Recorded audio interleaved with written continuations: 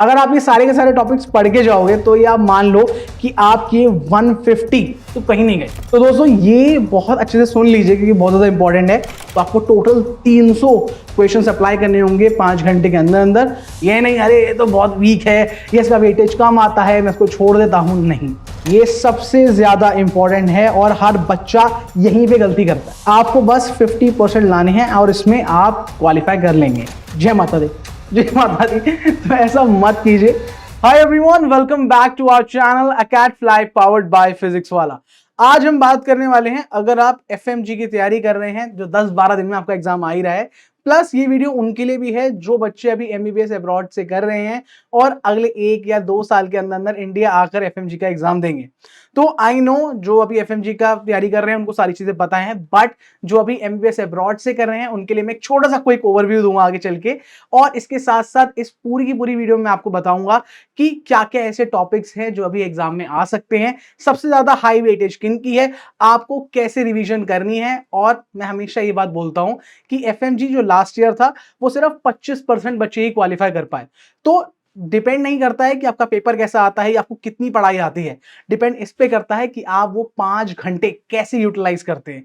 I know 2 आपके paper होंगे, set 1 set 2, but वही बात है कि एमसीक्यू क्वेश्चंस को आप कैसे अप्लाई कर रहे हैं और आपका एप्लीकेशन प्रोसेस कैसा है। तो डोंट वरी गाइस, आज मैं हर चीज के बारे में बात करूंगा कि आप जब वो एग्जाम देने के लिए बैठे तो आप काफी ज्यादा एक कॉन्फिडेंस फील करें। और आई नो अभी बहुत ज्यादा पैनिक कर रहे होंगे, कैसा जाएगा कैसा नहीं, 6 साल की मेहनत है। तो गाइस आपने बहुत मेहनत करी है और सब बढ़िया जाएगा। तो इस वीडियो को एंड तक देखना और समझना कि आपको क्या क्या चीजें करने की जरूरत है।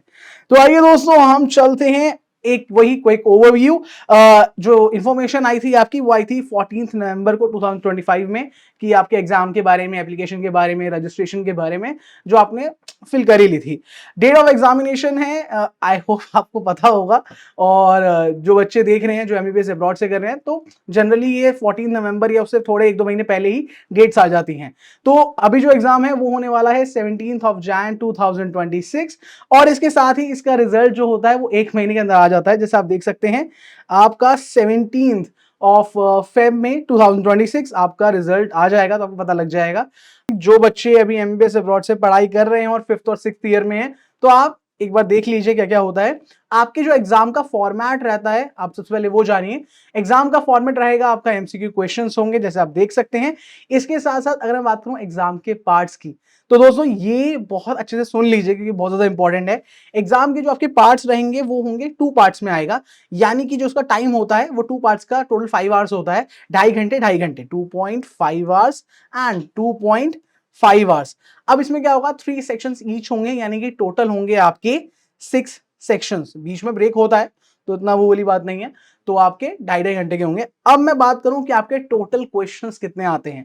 जैसे आप देख सकते हैं टोटल क्वेश्चंस आते हैं आपके 300 और 150 क्वेश्चंस ईच होते हैं हर सेट में।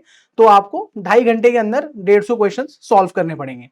इसके साथ साथ अगर मैं बात करूं आपको मार्क्स, लाइक कितने मार्क्स लाने पड़ते हैं इसको क्वालिफाई करने के लिए, तो टोटल मार्क्स जो होते हैं, मतलब जो टोटल मार्क्स का जो पूरा क्वेश्चन पेपर होता है वो होता है 300 मार्क्स का। जैसे आप देख सकते हैं स्क्रीन पर आ रहा होगा, 300 मार्क्स का आपको बस लाने हैं 150, यानी कि 50%। एज यू कैन सी आपको बस 50% लाने हैं और इसमें आप क्वालिफाई कर लेंगे।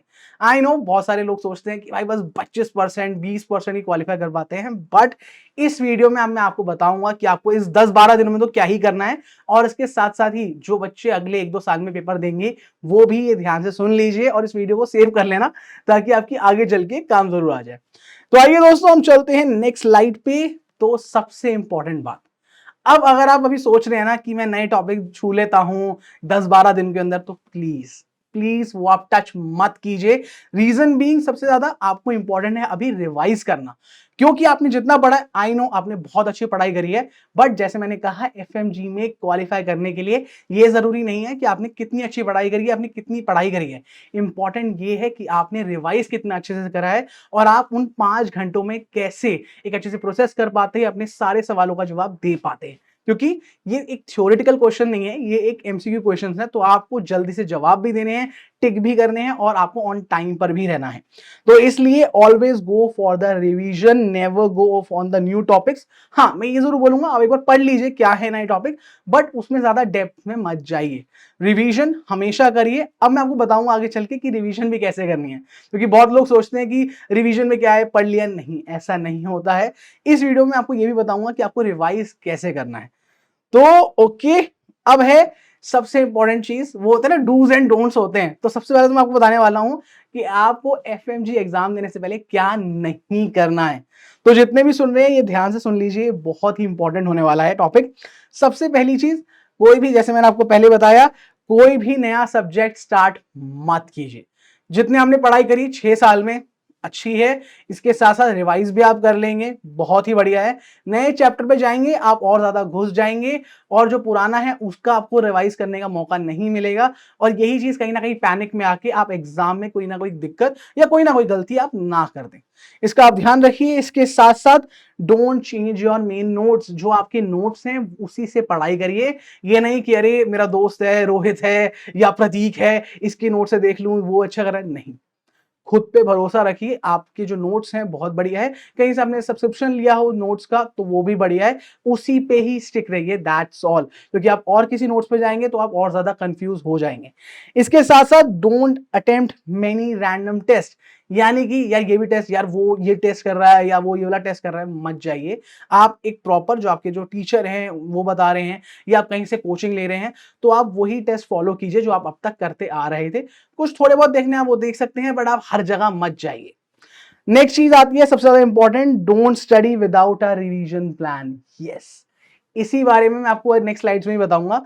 बट कभी भी लाइक नहीं था कि एकदम क्या बोलते हैं कि आप स्टडी उस हिसाब से मत कीजिए, कि क्या होता है कि हम पढ़ने लग जाते हैं, बहुत सारी हर चीज करते हैं, बट वो ये एक स्टडी का भी प्लान होता है। उस प्लान को जानना बहुत जरूरी है, क्योंकि मैं हमेशा बोलता हूं कि कोई भी चीज, अगर एक इमारत भी बन रही है तो उसके लिए भी प्लानिंग बहुत ज्यादा इंपॉर्टेंट है guys. Planning is the main की। जब तक, क्योंकि आपकी प्लानिंग ही नहीं होगी तो आप अपना जो भी आपका गोल है वो आप अचीव नहीं कर पाएंगे। आपने एमबीबीएस भी करी है ना, 6 साल करी, तो आपने उससे पहले भी प्लानिंग करी होगी कैसे करना है कैसे नहीं करना है। दैट्स व्हाई ये प्लानिंग यहीं से स्टार्ट होती है। सबसे important, don't ignore weak subjects completely. ये नहीं अरे ये तो बहुत वीक है, ये इसका वेटेज कम आता है, मैं इसको छोड़ देता हूं, नहीं, ऐसा बिल्कुल ही मत कीजिए। उसको भी आप एक बार नजर मान लीजिए, देख लीजिए, पढ़ लीजिए एटलीस्ट, उसको भी आप एकदम इग्नोर मत कीजिए। जैसे कि मैंने आपको बताया कि ये सारी की सारी चीजें इंपॉर्टेंट तो है ही है कि आपको नहीं, क्या नहीं करना है। अब मैं आपको बताऊंगा कि क्या आपकी प्रायोरिटी होनी चाहिए सबसे ज्यादा इंपॉर्टेंट। ये जैसे आप पढ़ सकते हैं, ये तो भाई टॉप नॉच है, ठीक है, इसको स्किप मत करना, ये सबसे ज्यादा इंपॉर्टेंट है और हर बच्चा यहीं पे गलती करता है सबसे ज्यादा, और जिसकी वजह से उसका एफएमजी क्लियर नहीं हो पाता है। तो अब आपको पढ़ाई कैसे करनी है। अब हर बंदा अलग अलग बात बोलता है, हर टीचर अलग अलग चीज बोलेगा, बट एक कॉमन मेथड है, जो बहुत सारे जो एस्पिरेंट्स होते हैं यूपीएससी के, या जिन्होंने नीट निकाला होता है, एफएमजी क्लियर करा होता है अलग अलग जगहों से, वो भी एक चीज, ये हमेशा ये जो एक 3 प्रोसेस रूल है ये फॉलो जरूर करते हैं। तो आइए इसके बारे में हम बात करते हैं। सबसे पहला, कि आपका जो पूरा दिनचर्या है, जो पूरा लाइक 24 घंटे है, उसे आप सही से बांटिए कि मैं कितना टाइम पढ़ाई करूंगा, कितना टाइम रिवाइज करूंगा और कितना टाइम खाऊंगा पीऊंगा, तो एक चीज अच्छे से मेंटेन होगी। अब मैं आपको बताऊंगा आपको उस 24 घंटे के अंदर जो पढ़ाई का टाइम है उसमें आपको कैसे पढ़ाई करनी है। तो ध्यान से सुनिए, अगर आप 10-12 दिन है आपके एफएमजी एग्जाम के लिए, तो आपको 6 से 7 घंटे एकदम फोकस्ड रिवीजन करनी है, कि जितना आपने पढ़ाई अब तक कर चुके हैं तो उसके बारे में थोड़ा रिवाइज करिए, थोड़े बहुत पढ़िए। टेस्ट पेपर अगर आपने सॉल्व आउट कर चुके हैं तो आप उसके बारे में देखिए, उसको दोबारा सॉल्व करने की कोशिश कीजिए, या आप नई नई चीजें भी अप्लाई कर सकते हैं। बट एक चीज आप ध्यान में रखिए कि आपको किसी और नई चीज पे, एकदम डिफरेंट चीज पे नहीं जाना है। इसके साथ साथ 2 से 3 घंटा आप एमसीक्यू की प्रैक्टिस कीजिए, क्योंकि आपका एग्जाम का फॉर्मेट एमसीक्यू ही है और आपको एमसीक्यू ही सॉल्व करने पड़ेंगे। तो देखिए, और एमसीक्यू को हमने एक फॉर्मेट होता है उसको सॉल्व करने का, वो मैं आपको आगे बताऊंगा। बट ये चीज ध्यान में रखिए कि आपको एमसीक्यू भी उसकी 2-3 घंटे प्रैक्टिस करनी है। ये नहीं कि आप बस पढ़े जा रहे हैं, पढ़े जानी है और प्रैक्टिकल चीज में नहीं आ रहे हैं, तो उसको मतलब वो ये जितनी आप पढ़ाई कर लें उसको आप अप्लाई करना ही पड़ेगा आपको। और सबसे इंपॉर्टेंट चीज, आप 1 से 2 घंटा एरर एनालिसिस कीजिए। ये क्या होता है कि हम पढ़ाई करते हैं, ठीक है, रिवाइज भी कर लेते हैं, बट हमारी गलती कहां हो रही है। सबसे ज्यादा ये इंपॉर्टेंट है कि हम मिस्टेक्स मिस्टेक्स हम कहाँ कर रहे हैं, ये सबसे ज्यादा इंपॉर्टेंट रहता है जानना कि हमारी गलती कहाँ हो रही है। तो उसे एनालाइज कीजिए, आगे बढ़िए, और अगर कोई गलती हो रही है तो अपने टीचर से बात कीजिए, या आप बहुत सारे लोगों से बात कर सकते हैं जो आपके सीनियर्स हों, वो आपको हेल्प भी कर सकते हैं। सो सबसे ज्यादा इंपॉर्टेंट है कि हाई यील्ड सब्जेक्ट्स आपके होने चाहिए, ठीक है, जो अभी आप पढ़ रहे हैं। क्योंकि एक होता है ना कि आप सिर्फ पढ़ाई कर रहे हैं, हाँ ठीक है ये भी पढ़ लिया ये भी पढ़ लिया, बट नहीं, ये जानना बहुत जरूरी है कि सबसे ज्यादा वेटेज कौन से सब्जेक्ट्स की आ रही है।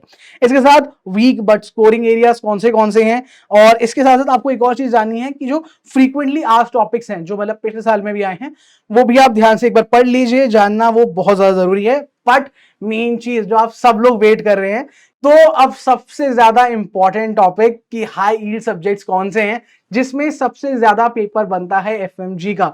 तो इसको तो आप ध्यान से सुन लीजिएगा क्योंकि सबसे ज्यादा इंपॉर्टेंट है, और हमारी पूरी की पूरी टीम ने बहुत ही मुश्किल से आइडेंटिफाई करा है, हर साल के क्वेश्चन पेपर्स एनालिसिस करे हैं और उसे दोबारा निकाला है। हर साल के क्वेश्चन पेपर एनालाइज करे हैं और उसके बाद जाके ये आपके सामने प्रॉपर हम बता पा रहे हैं कि कौन से सब्जेक्ट्स कितनी ज्यादा अच्छी वेटेज रखते हैं। अगर आप ये सारे के सारे टॉपिक्स पढ़ के जाओगे तो ये आप मान लो कि आपके 150 तो कहीं नहीं गए, आप क्वालिफाई तो कर ही लोगे, आप पास इसको कर लोगे। सबसे इंपॉर्टेंट पहला सब्जेक्ट आता है आपका ऑब्स्टेटिक्स एंड गायनेकोलॉजी, जिसके होते हैं नंबर ऑफ क्वेश्चंस 30।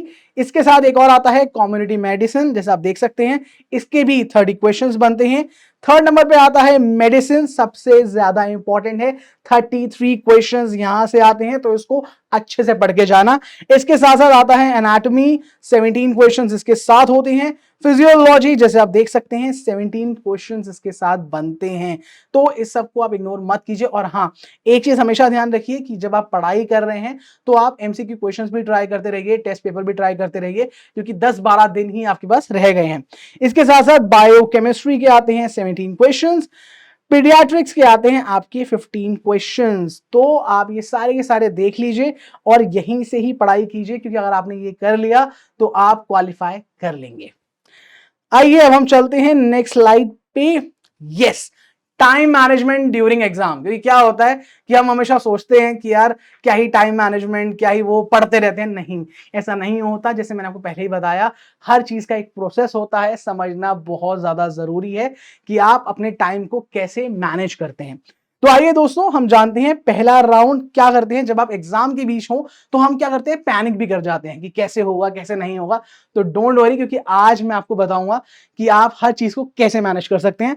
सबसे पहला जो आपका राउंड है वो है इजी एंड शॉर्ट क्वेश्चंस। यानी कि पहला आप एक काम करिए, सारे के सारे क्वेश्चंस रीड करिए, जो आपको लगता है आपको बहुत आसानी से इसका आंसर आता है, जस्ट टेक इट और उसे डन कर दीजिए। इसके साथ साथ जो सेकंड राउंड आता है मॉडरेट क्वेश्चंस, यानी कि जो आपको लग रहा है हाँ ये थोड़े डिफिकल्ट भी हो सकते हैं, ये भी हैं, तो क्या कीजिए, जो आपको जो क्वेश्चंस हैं उसमें आपको थोड़ा जो मॉडरेट लग रहा है उसमें से एक एक ऑप्शंस एलिमिनेट करते जाइए। यानी कि आपको लग रहा है अच्छा यार ये वाला तो, जो ये वाला ऑप्शन है तो हो ही नहीं सकता है, तो उसे एलिमिनेट कर दीजिए, डिलीट, यस, एलिमिनेट कर दीजिए। और जैसे ही आप एलिमिनेट करेंगे तो आपको धीरे धीरे और आंसर्स आते जाएंगे कि इसका ये भी हो सकता है, और फिर आप एक फाइनल दो आंसर्स में जो सबसे जो बेस्ट होंगे आप उसमें पहुंचेंगे और उसमें से आप एक फाइनली सिलेक्ट कर सकते हैं। इसके बाद फाइनल राउंड, क्योंकि देखो सबसे अच्छी क्या खास बात है इसके अंदर, कोई भी नेगेटिव, जी हाँ, कोई भी नेगेटिव मार्किंग नहीं है। तो आप सारे के सारे क्वेश्चंस अप्लाई कर सकते हैं और एकदम सही कैलकुलेटेड रिस्क देखते हुए। तो फाइनल राउंड है, कैलकुलेटेड गेस करिए और अपना एक सही आंसर का जवाब दे दीजिए। और इसके साथ सबसे ज्यादा इंपॉर्टेंट, स्मार्ट गेसिंग टेक्निक्स। क्या होता है कि हम हमेशा सोचते हैं कि क्या गैस करें कैसे करें, और मैंने आपको पहले ही बता रखा है कि इसकी भी एक टेक्निक आती है और इस वीडियो में मैं ये क्लियर करके आपको जरूर जाऊंगा। स्मार्ट गेसिंग टेक्निक में क्या आता है, लुक फॉर क्लिनिकल क्यूज, यानी कि जो आपने अपनी ट्रेनिंग में, जो आपने ट्रेनिंग के साथ साथ पढ़ाई करी है, आपने जो क्लिनिकल एक्सपोजर लिया है, और ना सिर्फ क्लिनिकल एक्सपोजर, जो आपने स्टडी करी है उसके साथ साथ आपने जितनी भी पढ़ाई करी है उसके हिसाब से आप क्लिनिकल क्यूज का जवाब दीजिए, जो भी आपके सवाल आ रहे हैं। इसके साथ साथ जो एलिमिनेट करिए जो एक्सट्रीम ऑप्शंस है, यानी कि जैसे मैंने आपको बताया ये तो हो ही नहीं सकता, उसको सबसे पहले एलिमिनेट कीजिए। और लास्ट में अवॉइड ब्लाइंड गेसिंग, यानी जय माता दी, जय माता दी, तो ऐसा मत कीजिए, हिसाब से देखिए, समझिए, पढ़िए और उसे टिक करिए। एंड गाइस, एक रिवीजन टेक्निक होती है जो सबसे ज्यादा वर्क करती है, rapid revision notes. I know video थोड़ी बड़ी बन रही है, बट ये आपको बहुत ज्यादा हेल्प करेगी। रैपिड रिवीजन नोट्स हैं, ठीक है, जो आप ध्यान से पढ़िए। 1 पेज समरी बनाइए, उसके साथ साथ फ्लो चार्ट एंड टेबल्स हमेशा देखिए क्या क्या क्या सही आ रहा है। प्रॉपर फ्लो चार्ट के अंदर revise the same topic multiple times, क्योंकि एग्जाम आ रहा है तो बार बार हर दिन उसकी आदत बनाइए, 6 से 7 घंटे रिवाइज करते रहिए। और साथ में ही रिपीटिशन इक्वल्स टू रिटेंशन, यानी कि जितनी बार आप पढ़ते जाएंगे उतना ज्यादा आपको याद होता जाएगा। तो आप इसको आगे बढ़िए एंड आई नो आप ये कर सकते हैं। की टेकअवेज आपको क्या अपने साथ लेकर जाना है? Revise smart, practice smart. अच्छी प्रैक्टिस करेंगे तो आप रिवाइज अच्छा करेंगे तो आपका प्रैक्टिस काफी बढ़िया होगा। इसके साथ FMG is all about strategy not syllabus competition. जी हां, यानी कि सिर्फ एक स्ट्रैटेजी है, आपको बस अपना सिलेबस कंप्लीट नहीं करना है, स्ट्रैटेजी से काम करना है। इसके साथ साथ बिलीव इन कंसिस्टेंसी। मैं हमेशा बोलता हूं कि आपको मोटिवेट कोई भी करता रहेगा, बट कंसिस्टेंसी ही आपको आगे चल के आगे काम करेगी और आपको आगे बढ़ाएगी। लास्ट में avoid last minute panic. Panic मत कीजिए, सब कुछ पॉसिबल है, आप आगे बढ़ सकते हैं। एंड आई होप आपको ये वीडियो अच्छी लगी हो, और अगर आपको अच्छी लगी हो तो लाइक कीजिए। इसके साथ साथ उन बच्चों को भी शेयर कीजिए जो ये एग्जाम दे रहे हैं या फिर अभी 5th या 6th ईयर में है, फाइनल ईयर में और ये देने वाले हैं। And guys thank you so much इस वीडियो के लिए। अगर आपको अच्छा लगा हो तो वो सब्सक्राइब वाला बटन दबा दीजिए। इसके साथ thank you so much guys, मैं ऐसी ही वीडियो बनाता रहूंगा। अगर आपको किसी और के बारे में जानना है, किसी और टॉपिक पे जानना है तो कमेंट सेक्शन में लिख दीजिए। तब तक के लिए बाय बाय गाइस, सी या एंड ऑल द बेस्ट।